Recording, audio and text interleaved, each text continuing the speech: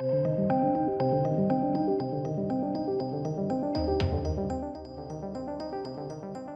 ladies and gents, Saints Row.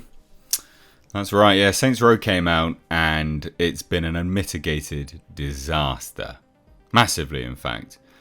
Numbers aren't great, even though they're stating it's too early to discuss financial performance. Yeah, it's too early because you don't want to admit failure.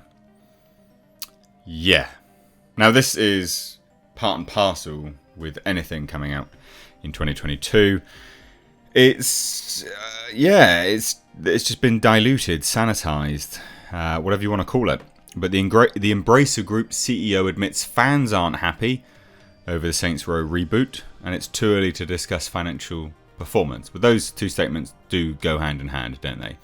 It's too early to discuss it because the fans aren't happy, and you're plowing money into marketing. I mean, there is always an advert for Saints Row on YouTube. And just various websites.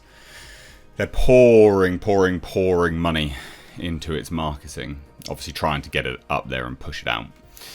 But here we have it anyway. So, like I said, interesting stuff here. So, speaking at the Embracer Group annual general meeting, the CEO, Lars Wingefors, discussed the Saints Row reboot in a Q&A segment. I'm surprised.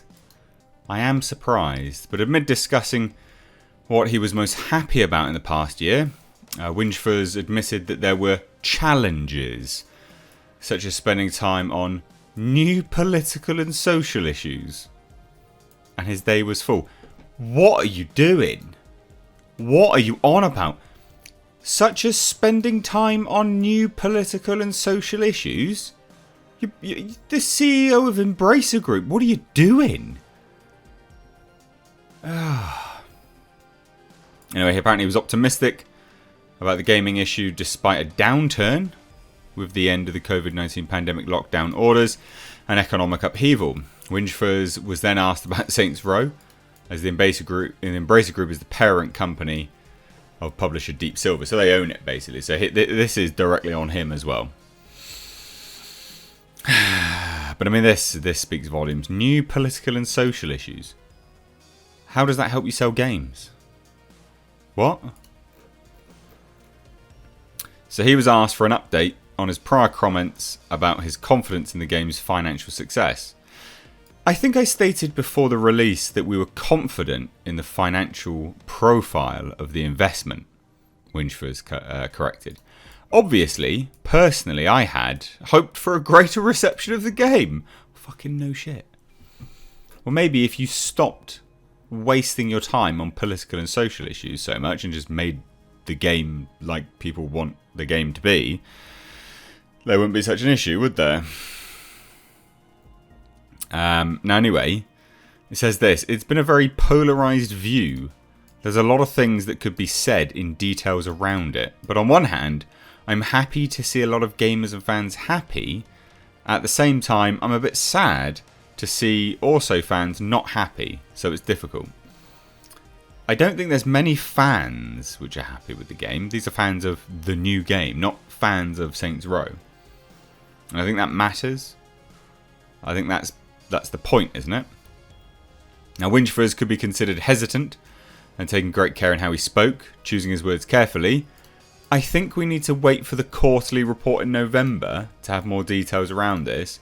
We're still fairly early in our release window and still collecting data, and there's a lot of bug fixing and there's more content coming. So not only did you release a shitty game with agendas, you also released a shitty game which wasn't completed and full of bugs. I'd love 2022. On the financial side, I know, or I'm confident, we will make money on the investment. Will it have as great return of investment that we have seen in many other games? Not very likely. But we will make money, and that's a very good starting point at least. I mean, Jesus. It just sounds like he's in denial, doesn't it? And not the place, not the river. Wingefors was then asked, due to the response Saints Row had gotten, if it had changed the long-term view of the franchise in any way. You know, obviously, you always want every instalment of any IP to be greater than the last one. And then he goes, this is quite a process to evaluate your position, the outcome, and there is hundreds of people engaged in this game within the group. So I still have great trust in those people, and I'm sure they will recommend things for the future. That just sounds like doubling down to me. Like, massively. Hugely, in fact. So, developers Violition stated that they wouldn't be continuing the crude and politically incorrect tone of prior games. That is literally... Saints Row was supposed to be... It was like almost like a funnier... more mental and off-the-wall version of GTA, almost. It was just... That's what I remember it to be. That tone is not something that we feel like we want to do today, is what the quote is. Fans spotted in-game brands with double extenders renamed, and the character created had no gender and smaller breasts. Combined with unlikable hipster protagonists, the game's official Twitter account mocking fans as haters, and Volition themselves dismissing criticisms as fans only wanting characters back. No changes were made. I mean, it just looks like shite. The game released to poor reviews, pretty much all round. It doesn't have any identity, outdated gameplay, plenty of bugs.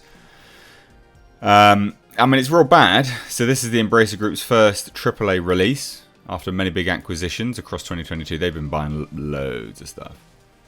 But it's not good. I mean, look, shares falling by 7%.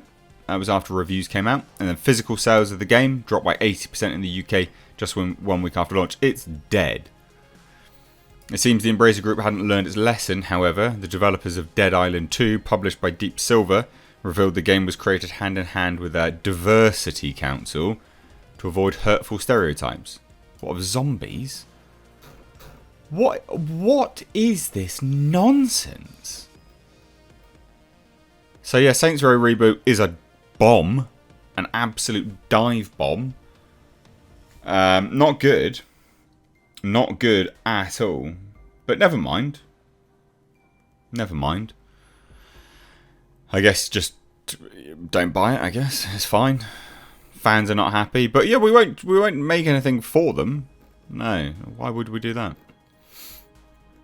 Why would we do that? It's only a business. How does a diversity council help you sell games? How? How does a diversity council help you sell games? What, because people aren't going to be upset by hurtful stereotypes? Surely those are the types that you don't want playing your game then? Bizarre. Absolute bizarre world we live in. So anyway, keen to see what happens. GTA is actually following this as well, supposedly. We've learned that GTA is removing all of its crudeness, which is, again, gives it an identity, at least a character.